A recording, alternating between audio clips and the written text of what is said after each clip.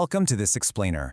Today we're taking a super fascinating journey into the mysteries of the mind, memory, and our very identity. And to help us make sense of all this complex science, we're being guided by our favorite cozy cartoon expert, Dr. Cat. Okay, let's just jump right in.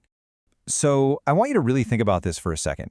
Have you ever wondered if your memories are truly yours or just a really good story your brain likes to tell? I know, it sounds kind of like science fiction, right? But what if I told you that our memories might actually just be our brain's favorite form of imagination? We completely trust our past experiences to tell us who we are. But today, we're going to look at the science that shows just how fragile that trust really is. Section 1. Busting Hypnosis Myths, Magic Tricks versus Medical Science. First things first, we absolutely have to dismantle those old Hollywood stereotypes. You know the ones, the swinging pocket watches, the illusions of complete mind control? That's stage hypnosis. It's essentially just a magic trick that relies heavily on social pressure and super compliant volunteers. But in stark contrast, we have real clinical hypnotherapy. Picture a cozy, safe clinic where Dr. Cat is gently guiding a very relaxed dog patient. That is real medical science. It's built entirely on collaboration, intense relaxation, and hyper-focused attention. To be super precise here, the American Psychological Association actually defines the clinical hypnotic state exactly like this. It's a state of consciousness where your focused attention goes way, way up and your awareness of your peripheral surroundings goes way down. And because you're in this state of deep, profound relaxation, you have an enhanced capacity to respond to therapeutic suggestions. It's actually a state of heightened neural plasticity. You're not asleep at all. So the absolute most crucial point here is understanding what hypnosis simply cannot do. Even when you are in this deeply, deeply relaxed state, it cannot force you to reveal your deepest secrets. No way. It absolutely cannot control your mind. You do not lose consciousness. You can actually hear everything going on, and you can stop the session whenever you want. And finally, it's not some magic one-and-done cure for complex medical issues. You completely maintain your free will every single step of the way. Section 2. The science of hypnosis, inside the healing brain. Okay, now that we know it's not a magic trick, let's look at the actual neurological evidence. Hypnosis isn't just playing along. Incredible research using fMRI brain scans from Stanford University shows that it fundamentally changes your neural activity. Specifically, it alters two major areas, the anterior cingulate cortex and the default mode network. These are the physical hubs in your brain responsible for attention, self-awareness, and how you literally perceive your own body. So your brain is physically functioning differently in this state. It's wild. So how does all of this translate into an actual clinical practice? Well, hypnotic depth actually varies. Light states are absolutely wonderful for managing things like everyday anxiety and sleep issues. Then you have medium states, where your perception of time can actually alter. This is incredibly effective for things like irritable bowel syndrome or helping a patient, say a big bear with a bad back, manage chronic pain. Then there's the deep state, which can involve amnesia, but that's rarely used safely in a clinic. The vast majority of healing, like 75% of it, happens safely in those light to medium zones. But here's a really surprising fact for you. About 15% of people actually have very low hypnotic suggestibility, like it just doesn't work well on them. Does that mean therapy is useless for them? Not at all. A skilled therapist will simply pivot, using alternative cognitive strategies and focus heavily on building a safe, trusting environment to get those same great results. Section 3. Memory and suggestibility, the fragility of the mind. Now, if the hypnotic state makes us more open to suggestion, what happens when that completely natural human trait is misunderstood? There's this famous quote by Aristotle, delivered here by our wise owl friend. The mark of an educated mind is to be able to entertain a thought without accepting it. But here's the catch. When our critical faculties are lowered, maybe through deep relaxation, intense emotion, or high stress, our uncritical minds can sometimes entertain a mere suggestion and accidentally accept it as absolute truth.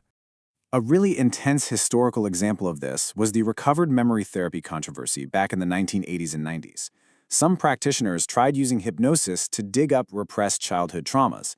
But instead, because patients in a state of deep focus are so highly suggestible, therapists inadvertently planted dangerous false memories. Because of this, modern evidence-based therapy today strictly avoids digging around for lost memories, prioritizing emotional stabilization and patient safety above all else. And this fragility? It is especially true for children. Think of little kids like puppies and kittens, whose developing brains are basically highly suggestible sponges. There are literally 5 external factors that can completely rewrite a kid's memory. Number 1, interviewer bias, where an adult pushes a specific narrative. Number 2, repeated questions, which makes kids think their first answer must have been wrong. 3, an authoritative tone of voice. 4, stories they hear through peer interaction. And 5, the repetition of false information. Under these conditions, suggestible minds will unknowingly invent whole details just to satisfy the adult in the room. Section 4. The core of the self. Time travel in the VMPFC. Okay, so if our memories are this delicate, this easily overwritten by just an outside cue, where exactly does our actual solid sense of self live? Well, neuroscience points us to a very specific region called the VMPFC, or the ventromedial prefrontal cortex. Think of this little area as the cozy central control room of you. This is where brain scans show your core identity is actually constructed. It processes your emotions, it builds your basic model of who you are, and it allows you to place yourself on a mental timeline. To really grasp how vital this control room is, we just have to look at what happens when it gets damaged. A healthy VMPFC seamlessly integrates who you were, who you are now, and who you will be. A nice, clear timeline. But when it's damaged, patients suffer from emotional blunting and this absolutely fascinating condition called confabulation. This is where the brain unwittingly invents completely false stories about the person's life, like a tangled ball of yarn, and the patient believes these stories to be 100% true. Why? Because their internal memory monitoring system is essentially broken. This all connects deeply to what psychologists call this self-reference effect. Our brains uniquely prioritize information that relates directly to ourselves. Your MPFC actually works overtime to distinguish you from others, carefully organizing those files, ensuring that your memories act as the glue holding your entire chronological timeline together. It is constantly working to make your personal narrative cohesive. But oh, get this, here is a truly fascinating quirk of that system. Neurologically speaking, your brain actually views your distant past self almost like a total stranger. It processes the old version of you using the exact same neural pathways it uses to evaluate people you don't even know.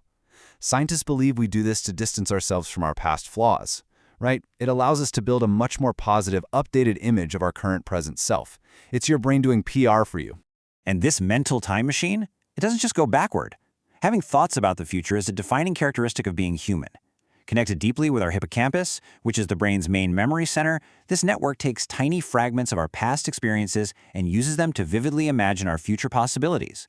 Just like a squirrel looking at an acorn and imagining a towering oak tree. So what's the big takeaway from all this incredible research? It's this. Memory is absolutely not a cold, precise security camera storing video on a hard drive. Scientifically, memory is heavily reliant on our brain's capacity to create. It is a constantly evolving, living form of imagination. It's a watercolor painting, not a photograph. Which leaves us with a rather profound question to wrap up on. If our past is so easily rewritten by outside suggestion, and our memory is functionally just our brain's imagination protecting our present ego, then who exactly is the you that is traveling into the future? Thank you so much for exploring the cozy, complex mysteries of the mind with us today. Keep questioning, keep learning, and we'll see you in the next explainer. Knowledge grows through sharing. What are your thoughts on today's topic? Let me know in the comments below. Don't forget to subscribe as we continue to grow together.